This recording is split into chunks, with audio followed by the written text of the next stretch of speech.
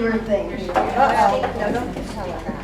Well, I always say I never met a microphone I didn't like, but I don't like this microphone. I'm telling you, it's dangerous. It's going to stay way the heck away. Thank you all for coming. This is an impressive turnout. I thought you would be afraid to be in the same room with a convicted domestic terrorist. So this is makes my heart feel good to see so many people would risk coming out to be around a dangerous criminal like me. Some of you have read my story in the local press. Well, it's not my story, it's the Department of Justice under Joe Biden's story. And we even had a Republican supervisor candidate call for me to be arrested because I was an insurrectionist. He was endorsed by the Republican Party. So when I hear Bob talk, yeah, everything you said is so right on. But another thing that I think as Republicans, and this is the dedicated of the party here today, is to get real and to stop believing these people that gave us COVID, that gave us that vaccine that made a lot of people sicker than the disease did. There's been so much pretending boys can be girls and girls can be boys, pretending that you're a racist, you're a homophobe, you're a bigot. And we have all been through the anti-bullying campaign, so we knew to just hang our heads like the racist, bigot, homophobes we were.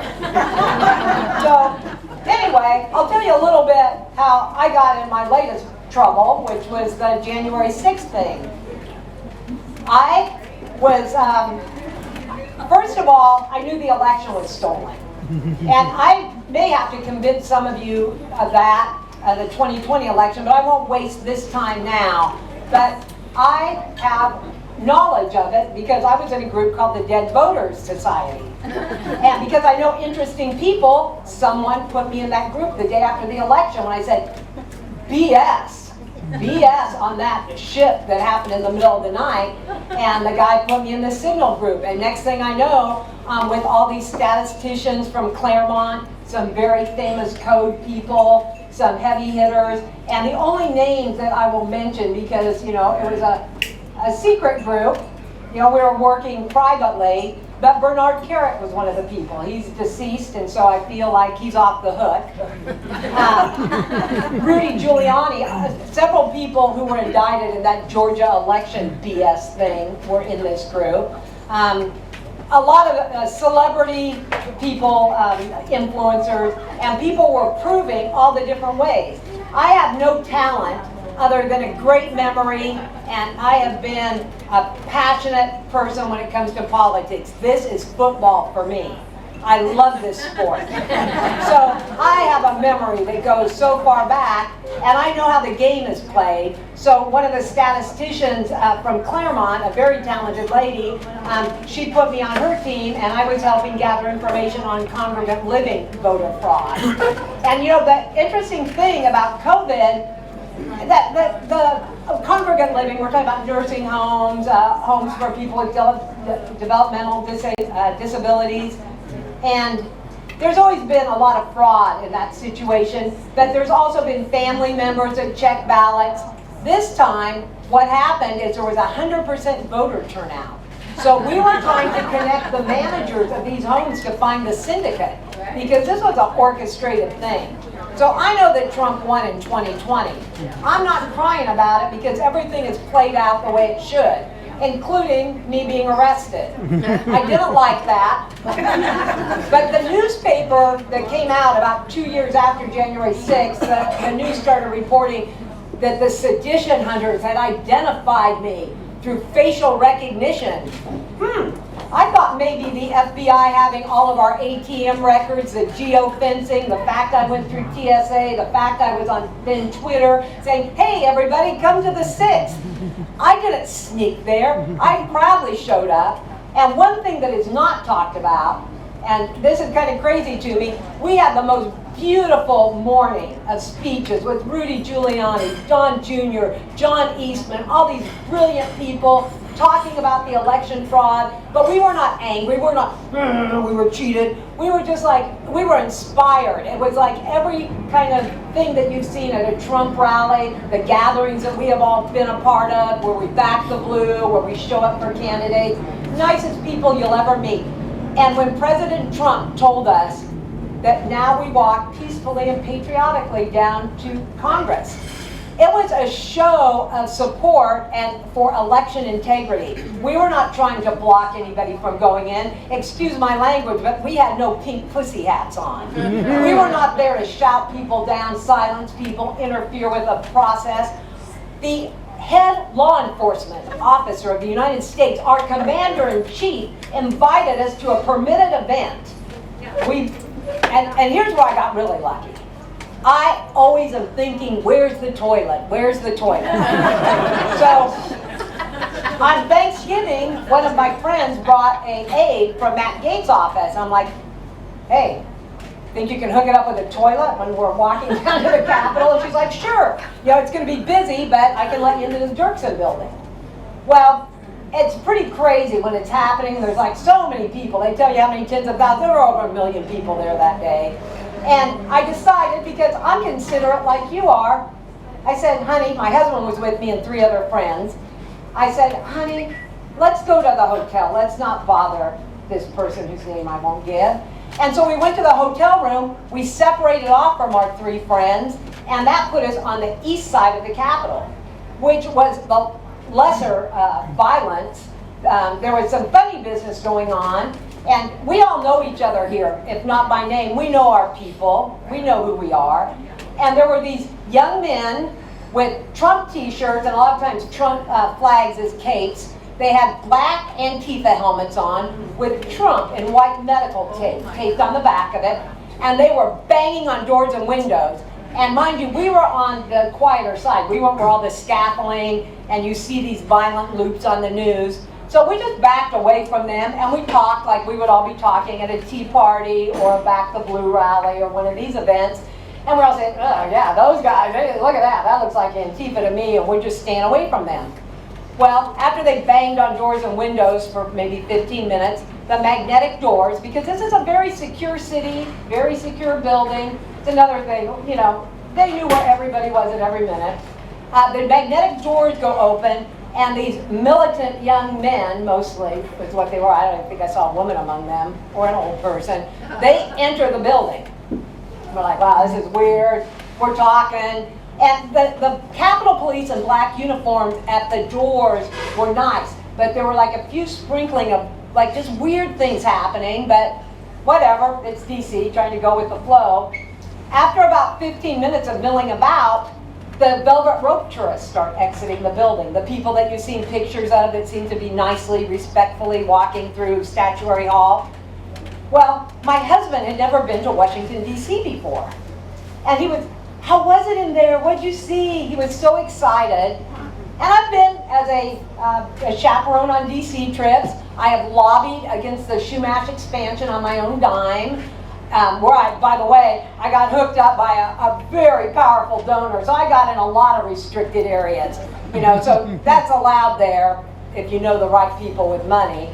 But so I've been for that trip. I've been on a news thing where I was helping a friend with a press conference. So I've seen Washington, D.C., and let me tell you, it was a lot nicer in my previous trips.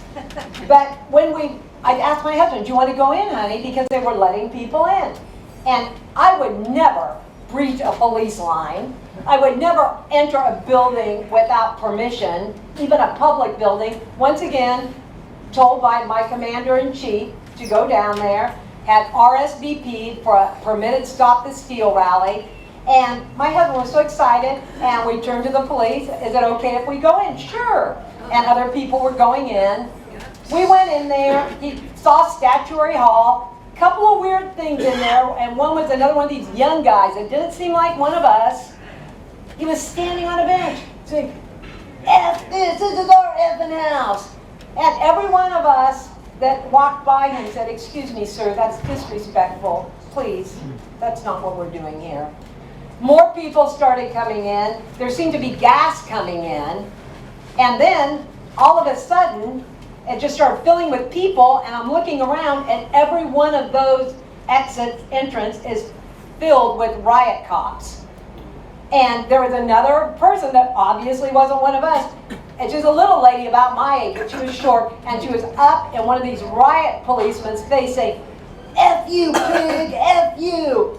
And I just, like me, I know I'm named Karen, but I wasn't doing it in a Karen-ish way. I just went up and said, "Excuse me, we are not here to protest the police." And the cop she was yelling at looked at me. He took his billy club and hit me across the stomach. And I folded, and I'm thinking, oh, I walked into a trap.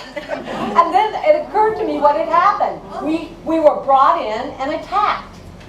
So it was so insane at that point, I had to find my husband. I knew he was somewhere within 30 to 50 feet of me, but by then the room was full of gas, and it became chaotic. And it's so crazy. I see some of my friends here, and this is another weird thing about it. All the people who know me from Tea Party, candidate stuff, actually believe that a bunch of us were mad that Trump lost and we got a mob mentality and went crazy.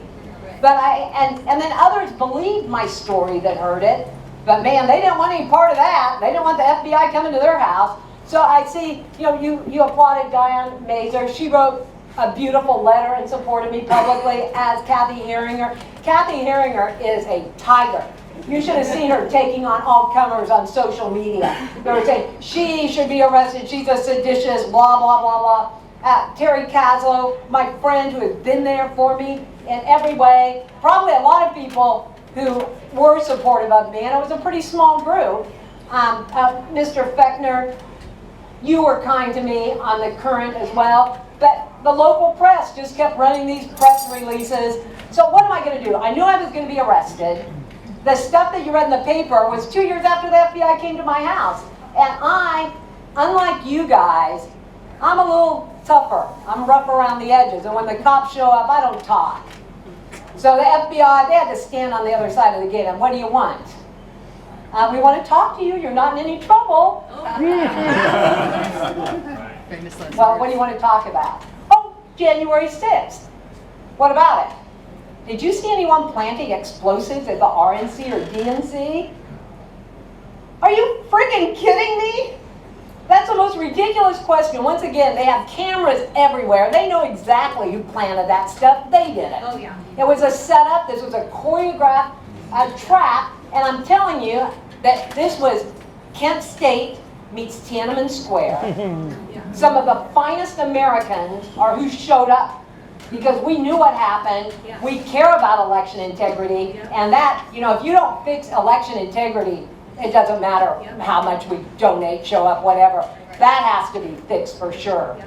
So in this situation, I would probably have got the 6 a.m. Roger Stone treatment, except I had already, before the FBI came, as soon as we got home from Texas, we were scheduled to go to Texas because we're evil insurrectionists, whatever, jihadists. We were volunteering to help get a Gold Star camp started in Texas. We were there, and it was at Kinky Friedman's ranch, and nobody's kicking in Kinky Friedman's door. That guy, he's like a press magnet. I always tell people, fight me, you're fighting a naked person. Where do you grab? So I went to Kinky's, did our camp thing, came back, and as soon as we got back, that's when the FBI came. So that's all. Then, a couple years later, the media starts saying we're identified by the sedition hunters. They use a hacked video of me, and I love Barry, right? You do a great job leading the pledge. And that's what I did on the steps of the Capitol, USA. I'll chant, but I love pledges. And I had just been taking my pledge of office for the Community Service District, where I was reelected. I was a very strong and popular leader. I ran for a third term while I was under house arrest and was not allowed to attend meetings or, Anyway, I not only lost, I lost badly. And some of the conservative groups that wouldn't endorse me said, controversial, it'll get a Democrat elected, we just, So, all the people who know me, I felt like I was a 15-year-old pregnant teenager again. All these friends. All of a sudden, I was like, oh, about her. So that's okay. I can take care of myself. And every bad thing that's ever happened to me has ended up making my life better. So I thought, okay, you want to tangle? My son was having marital problems in Texas, and I've been visiting him. Oh, I was on a no-fly list, so I'm driving back and forth 1,600 miles every month or two. My son's marriage gets in deeper trouble. He's going to get a divorce. He had moved to Texas to escape the horrible mask mandates and vax threats of California. Had 3 small children. Had nobody in Texas, but he and the wife and the 3 kids went there. Texas isn't for everybody. It was a little tough for multi-gen Santa Barbara gal to live on a ranch. Marriage fell apart. I went out there, and my son, while he was going through his marital troubles, comedy is so therapeutic. And he's not a comedian, but Tony Hinchcliffe, who you may famously remember as a guy that told the Puerto Rico garbage joke at Madison Square Garden 10 days before the election, he has the most popular comedy podcast called Kill Tony. And he pulls comedians' names out of a bucket, and your job is to kill him. You've got to make Tony laugh. So my son's going to the Vulcan Gas Company doing this. I come out to Texas the week that show then moves to the grand opening of Joe Rogan's Comedy Mothership. Joe Rogan, the most popular podcaster, a lifelong liberal Democrat who cares about truth. When you talk about reaching people who maybe have been Democrats, not all Democrats are dirty, lying fakers. There are a lot of good people who are Democrats who will not go along with this. Boys can be girls. And call him Oliver, not Olivia anymore. Joe Rogan just wants the truth. So I thought, this is great. I am going to get on his show. I'm going to get up on Kill Tony, and I'm going to tell my J6 story. But you got to have a minute, and it's got to be funny. I've never done comedy. I've been laughed at and mocked, but I've never actually tried to do it as a stand-up routine. But I've been working on my minute. We went every week, from the first week in March, and about the 16th, 17th week, I get called. And I was so lucky because I had this minute, but I'm not a natural comedian. There was this nutty lady in the alley wearing a t-shirt. She had a pink cape on, and she was, woman's lib champion or something. And she had this vulgar shirt on that said, "Pussy is the new dick." So I thought, okay, that gives me something to work with. But I went out there and I said, yeah, some lady in the alley out there has a shirt that says, "Pussy is the new dick," but I'm pretty sure Karen's the new dick. And that got me going. And then I went into my minute, and my minute was on, hey, I see young ladies out there. I know you wanted to be treated equal, but back in the day, before we had equality, we had preferential treatment, so you're kind of blowing it. And so I talked about that, and Theo Vaughn was Tony Hinchcliffe's guest, and they had a great time with me. It was fun. All they wanted to do, because I'm an old lady, and they wanted to know how I had sex with my husband, and just asking me things because I have fun with the old lady.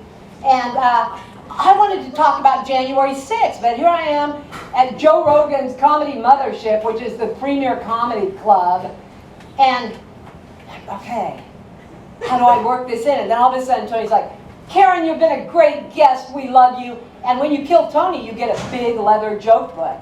And he's telling me, he's thanking me, which is my exit line. He throws me the leather book, I catch it. I'm missing my opportunity.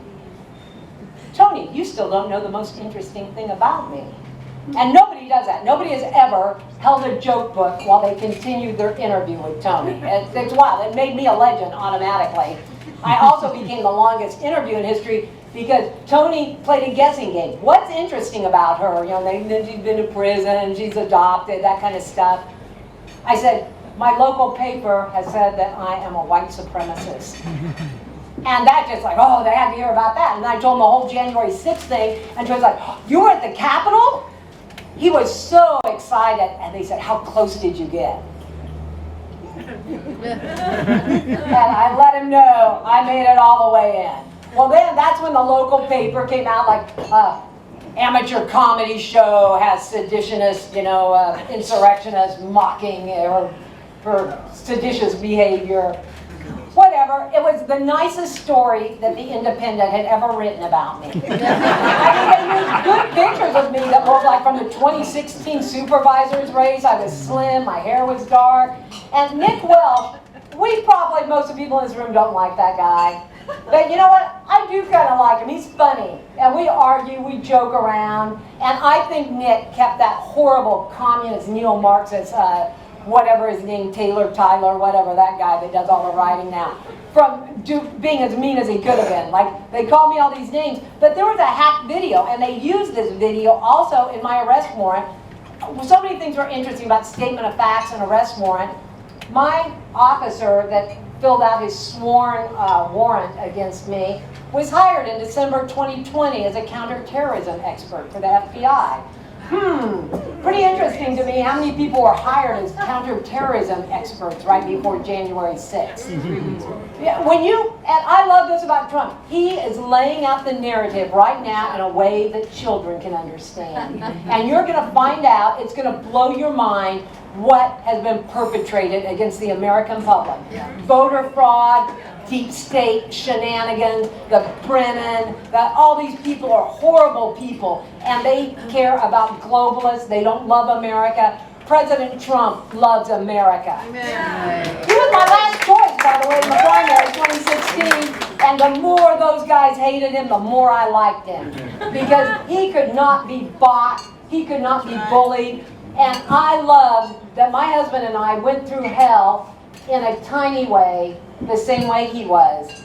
And that he kept fighting back, saying, so what, and not going away. And I didn't go away. And I started doing open mics, and I kept putting my name in that bucket. And all of a sudden, I'm a real comic now. I'm doing podcasts, Drinking Brothers, the Black Rifle Coffee Company. I've done events with them. I've been on so many smaller podcasts. I now am the senior correspondent for the biggest comedy news show on YouTube called Joke World. And I was at Madison Square Garden last weekend. I flew Spirit. This is all very expensive. This whole thing, the process is the punishment. They break you.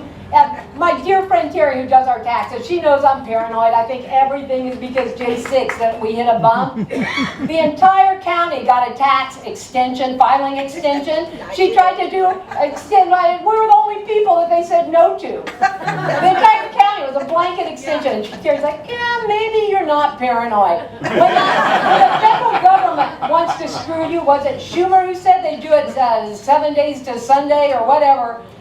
They do, and they make your life so horrible. I was almost arrested at the Austin airport, but I wouldn't accept my rights being read. I had my daughter on the phone and my son on speakerphone. Ask them if you're being detained. It was like so crazy. I just once again, they're fighting a naked person. I managed to stay out of the gulag, but I drew the worst, maybe the second worst judge, Burl Howell, Burl the Pearl. If you read about Burl Howell, she's right up there with Jeb Boasberg, just this Trump-hating, lying person. But I was going to fight it. I got Zero Hedge famous, article about me. I was going to fight this thing. But then I had to get real. You know, there was a 100% conviction rate in jury trials, a 98 in front of the judge, and even the 98, 99% had to do with they'd find you guilty of one of the 4 charges and off on the other 3 or something. But then you'd have to do between 1 and 4 years in prison. I felt bad. I went to a J6 reunion on Memorial Day, and yeah, they really had those. It was crazy. My husband and I were out in the wilderness. We had no contact with any J6ers. We kept very quiet between our 3 friends that went because they were on the other side of the building. We didn't want anyone to get in trouble.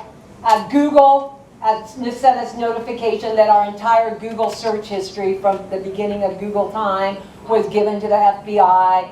You know, just the things that they put us through. And our crime was, we had a choice. We could choose between disorderly conduct, which I was not disorderly. I said the Pledge of Allegiance before I went in. That's why I loved your pledge. I said the Pledge of Allegiance when I came out. There was an open mic going on. What'd you see in there? And I said, my name is Karen Jones. I'm from Santa Ynez, California. And I never thought I'd be gassed by my police. It's shocking to me. But I want to lead us all in the pledge. And the pledge has always meant so much to me. And I look at my son-in-law, David Scott over there, he's shy, I'm humiliating him. But when he married my daughter, they were married by Judge Brian Hill. I don't know if you know him, but he's a good man. And he asked, would you like a special something done at the beginning, a prayer, a poem? And they requested that they begin their wedding ceremony by having everyone say the Pledge of Allegiance. And that surprised Judge Hill. He said he had never heard of that before.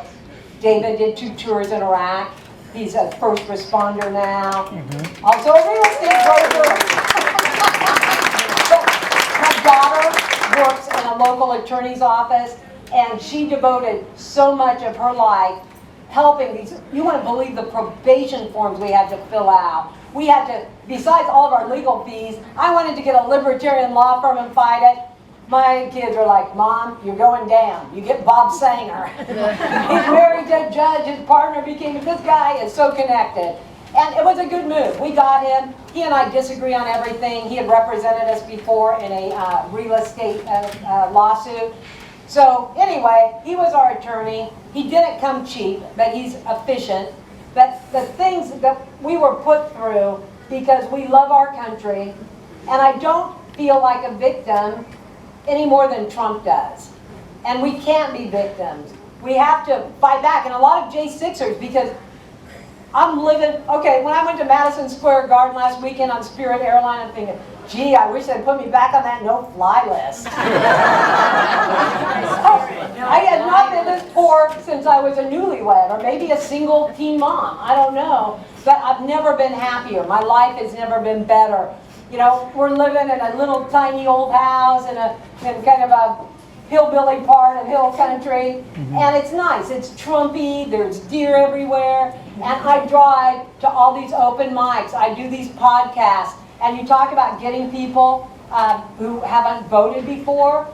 The Bernie Bros, even some BLM people. My daughter was watching some of my interviews from Madison Square Garden saying, oh, Mom, you're cringe, but sometimes, you know, it's just like it works. Because I'll just go up to a black guy and go, hey, I'm not racial profiling you, but were you in BLM? And I'll just start talking to him. Because people like frankness. That's what Trump has. He's a genuine man. And we need to be genuine, and we need to be proud of loving this country. And the people who were with me in J6, you know, going through the ordeal that I met up with, that I never met before in Fredericksburg, Texas, some of them, well, Trump isn't doing enough to help us. Said, help yourself. We're Republicans, for crying out loud. Get on some podcasts. Once America knows this story, everybody is going to react like they did to Kent State.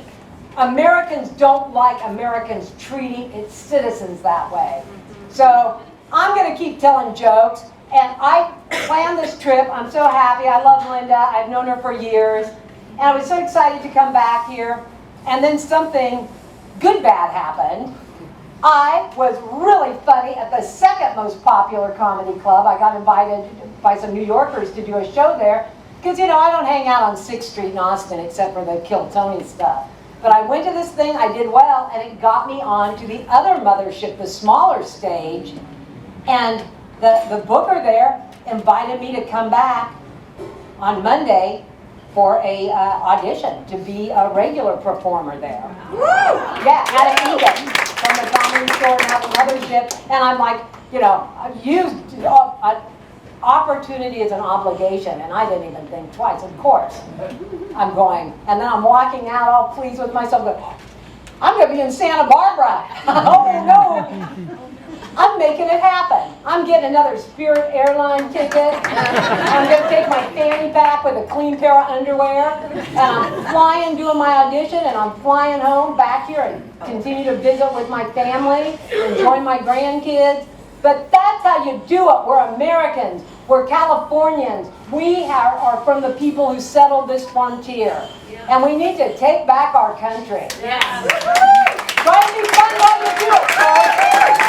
Make it a lot more likely that you will be successful. Have a good time with it. And just remember that, you know, bad things, they just seem bad at the time. It's where the good stuff really happens. And winning is swell. We all like it, but we don't take anything from it. And, you know, I wouldn't trade my experience. And I barely only cried. I cried once with Terry, I cried once. You know what I'm talking about? Because people are going to prison. My real estate guy in Texas, not my real estate, my insurance guy in Texas served 4 months for praying outside of an abortion clinic. It's not just J6ers. There was political targeting that has been going on, and we didn't hear about it because, and I mean a lot of you probably watch Fox News. They weren't talking about this stuff too much. Now that it's safe, now that Trump's elected, people are getting a little bit more willing. But go to the alternative news sources, listen to podcasts, talk to people. But what has happened, however bad you think it is, it was really so much worse. To think, there was a woman in her late 80s who had actually was a Holocaust survivor that was sent to prison by this Merrick Garland's Justice Department for praying outside of an abortion clinic. It's more common than you know. So anyway, we cannot let this happen. We defeated Hitler. We're not going to let these little pansies push us around. Look at who's been in charge. They are not tough. Talk back. Start saying, so what? Shove it. You know, whatever you need to do. Don't be rude. Don't start fights. But don't let people call you a bigot or a racist. I'm going to say tranny if I want to say tranny. And I've got tranny friends. My grandkids don't understand. They're like, Grandma, you said boys can't be girls, and you're friends with Juanita, and you call Juanita her. I said, I don't like heroin addicts either, but I got some friends who are heroin addicts. There are all kinds of people in this world. I may not like them as a group, but if they're cool to be around, I'll be cool with them. But nobody gets to demand that I like them or tell me I have to accept something. It was so much cooler to be friends with gay people before I was ordered to. I mean, it's taking all the edge out of being an original. So, anyway, I have the gift of gab. Yeah, I need the hook. Kara, you did not do a good job. You're looking at me.